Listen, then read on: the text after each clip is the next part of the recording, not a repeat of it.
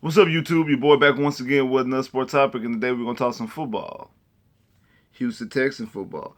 Today we're going to talk about the transaction that the Houston Texans have made. The Houston Texans have done something that a lot of Texan fans have been clamoring for and wanted. And we didn't think the Houston Texans would even pull off, especially without having a general manager, and that's pulling off a trade. No, not for Trent Williams. No, not for Melvin Gordon, but for Duke Johnson from the Cleveland Browns. It only gave up a fourth round pick. It's a conditional fourth round pick that could possibly turn to a third round pick if Duke Johnson plays 10 games or more. And safe to say that's at the very least that's the goal. So you want to go into that, they're going to more likely lose a third round pick, even though they potentially get two compensatory picks in the third round, one from Kareem Jackson going to the Broncos, and the other one from Honey Badger going to the Chiefs. So they'll make those third round pick up if it does happen to turn to a third round pick, which you want it to be, because that means he's playing more than 10 games.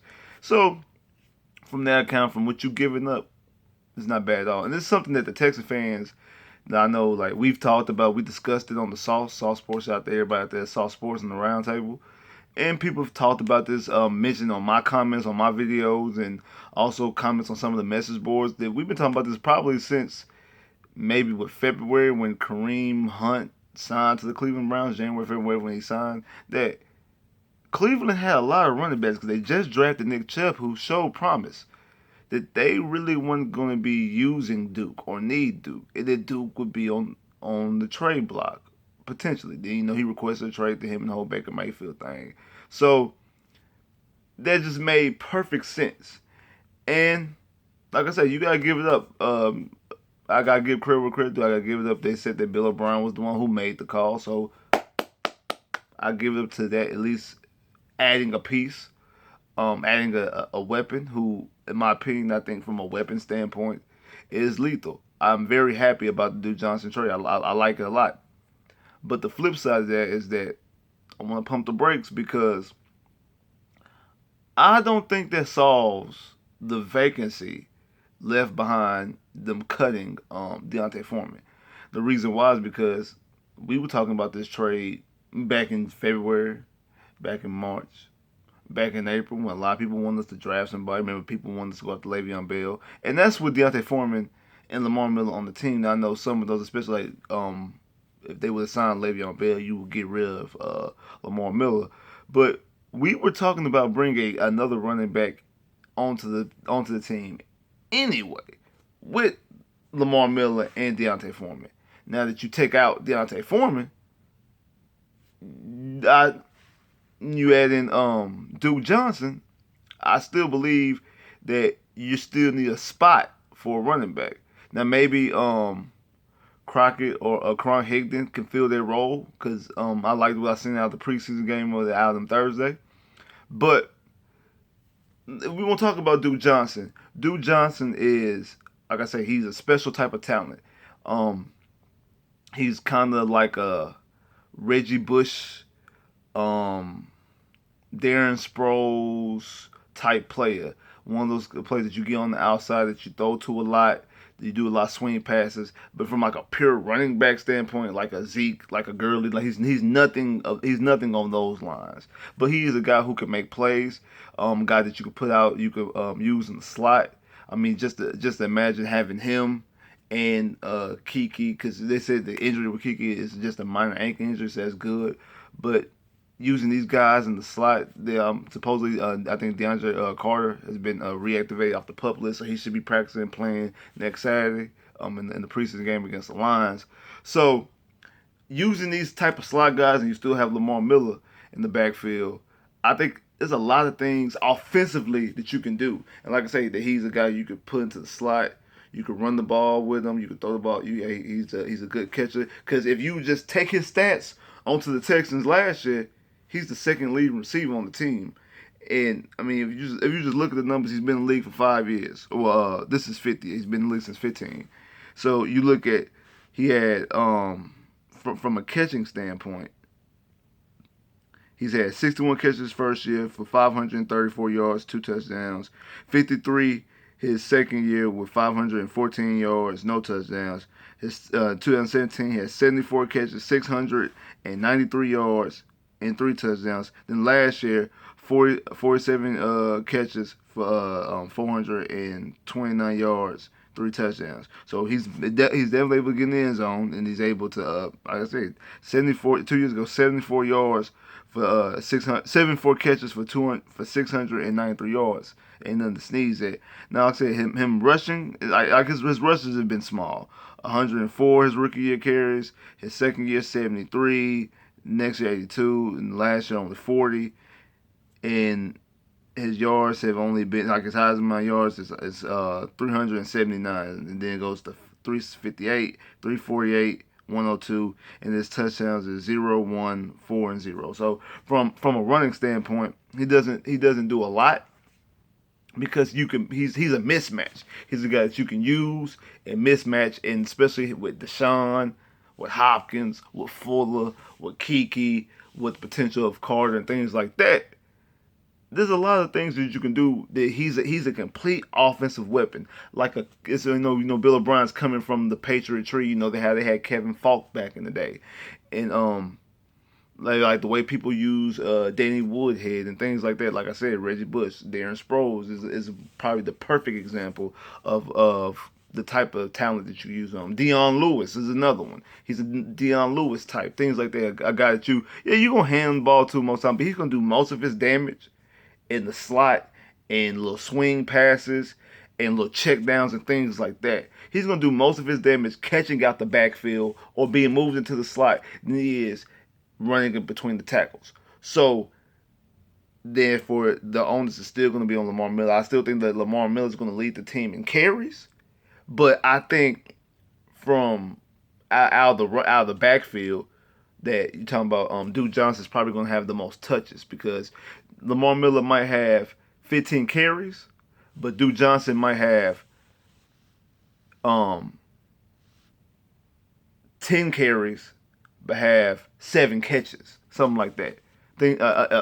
From an average standpoint, so he might average touching the ball 17 to 18 times a game, and Lamar Miller only carrying the ball 15 times a game because you're not throwing to him. And like I know a lot of people say that we don't throw to Lamar Miller, that we don't really throw to the backs. I think that's more so.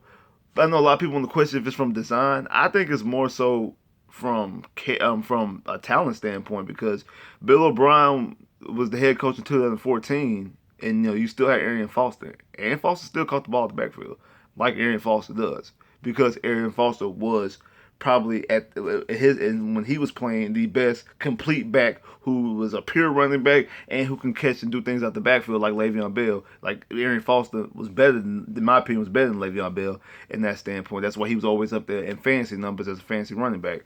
So I think that's more so by the personnel and not really by design. So I think that Duke Johnson is going to be able to touch the ball and able to get the ball at the backfield as far as catching it because of the way we'll utilize him because I think we have the talent there.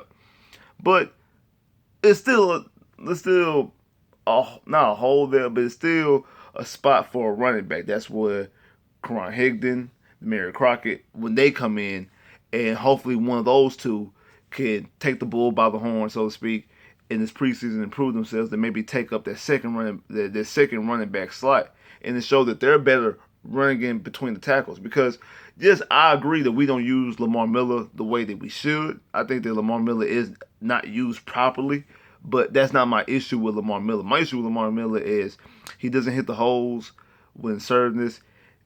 He's fast, but he's like a slow fast. Because like when he had that 98-yard touchdown, the whole time I'm crunk that he's scoring a touchdown, but I'm like, he don't look like a guy who's from his 40 time. He's one of those low forward, like he's one of those fast guys. He doesn't look like he's fast, and it was really one of like the slowest big girl runs that I've seen outside of Derrick Henry's 99-yard touchdown. But Derrick Henry is a big ass back. He's 6'3" and 240 or something like that. So yeah, of course and he can actually run pretty fast too. So of course his 99-yard run is gonna look like a slow 99-yard run because he's a big guy. Lamar Miller's not that big, and I know he's quote unquote fast, but it didn't look like he was fast. He doesn't attack the hole aggressively. It's not that he tiptoes, it's just like he doesn't hit it like he's supposed to, and like he doesn't seem like he's too elusive. He doesn't seem like he makes people miss. So there's a lot of things about his running style that I don't really too much like, and then I just don't think he's a guy. My main thing is I just don't think he's a guy that you give the ball to 20 to 25 times a game. I think he's a guy that you give the ball to 10 to 15 times. I think 15 is actually his high mark. So that's why I think you need somebody else to take the rushing load. But same thing, I don't think that you give Duke Johnson 25 rushes. Do I think you give him 7 rushes, 10 catches, or 10 catches and 7 rushes? Yeah, I believe that. But I don't think Lamar Miller, that you even give him that. I think Lamar Miller, you give him 15 carries, maybe 14 with a pass or two. But you give Duke Johnson maybe a little bit more carries, but more catches, and you find another back. That's the reason why, even with Deontay Foreman, I still want another back. So is the backfield better today than it was yesterday before the trade was made, before the trade was official? Yes, absolutely. Is the backfield better today than it was a week ago when they cut Deontay Foreman? Slightly, very slightly. The reason why I say slightly because of I think that you need the back either way it go. You need the back last week. I still think that you need somebody. Of course, I think that Duke Johnson right now is a better talent than Deontay Foreman. But is Deontay Foreman going to be what we seen at the University of Texas last year? I don't know. If you have, and I thought I had not that I thought, but I kind of felt that Achilles injury is another reason why I want to bring in another running back, because you just don't know how somebody come back, especially a running back coming back from that injury. We have not seen a running back come back from that injury and go on to be Pro Bowlers, not from Achilles. We've seen guys lead the league in rushing after tearing their ACL, because ACL is not like it was 15 years ago when you might talk to somebody who coached in high school football, somebody how they were all American in high school and they tore their ACL back in '95 and they never played football again, because back then ACL tears were the death sentence when it comes to football. It's not so. It's not so right now. Now, so somebody tears the ACL, they back the next year playing the Pro Bowl level, all pro level. So that was kind of a reason why I would have taken a running back in the draft, signed a running back in free agency. Like I would still target Jay Ajayi because he's still out there, but I know he's coming back from ACL injury. But hey, give him a 1 year deal and just have him have a look. I'll completely take that. I still think they need another running back. Now I hope, because I like what I seen slightly out of Crockett and Cron Higdon, but I want to see more. And because of this move, the Texans, especially watching what they seen Thursday, the preseason, I know I really need to make a video based off of the preseason game, because I do have some thoughts on that game, but I want to make this Duke Johnson video first. There is a reason why the Texans need to make another trade, because that offensive line play was atrocious. And that's something else that's going to hurt both Deshaun Watson, of course, and now Duke Johnson and Lamar Miller, and whoever becomes the third running back out of Karan Higdon or Crockett, or maybe even Buddy Howe or whoever. I think Buddy Howe's more so a special teams guy. And what's his name, Gillespie, the kid at A&M, but he's a fullback. This is gonna hurt them because they need to go after Trent Williams. They really do. They need more help they need more help and more beef on their offensive line, because the way their offensive line looks is going to be another long year for this running game. Even though we could run block, that is that we were able to run block last year. I think if our running backs would have ran better, I think that we would have been okay.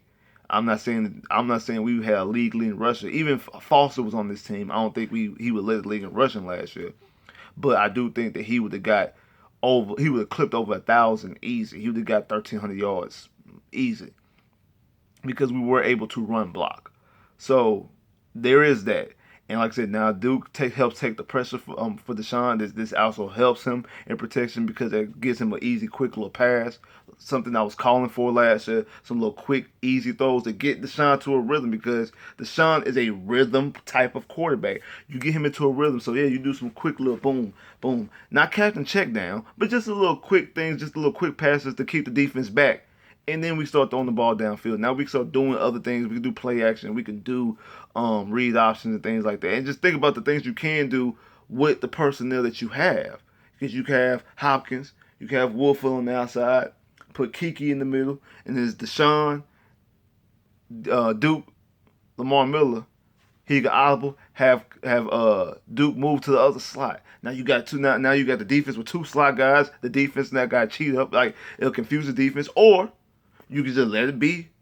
Fake handoff, swing pass, fake handoff, swing pass, or fake swing pass, handoff. It's a lot of things that they could do from an offensive standpoint.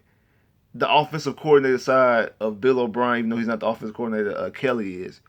They mind should be racing right now of thinking about all the different type of personnel combinations they can match up on this offense with this personnel, with the weapons that you have now acquired.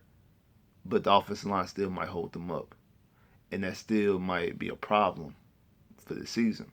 I know I've been harping about this defense in the secondary for the longest. But the offensive line, especially when you start getting all these weapons, okay, good, we got these names, we getting this stuff. But if you can't protect them, having all these weapons is useless. Like he can have all the weapons he wants. You can have the baddest car, the baddest Maserati that's ever been seen. If you ain't got no gas in that motherfucker, you can't drive nowhere. Like, share, subscribe if you haven't, comment below if you haven't, click that bell, get more videos. I holla.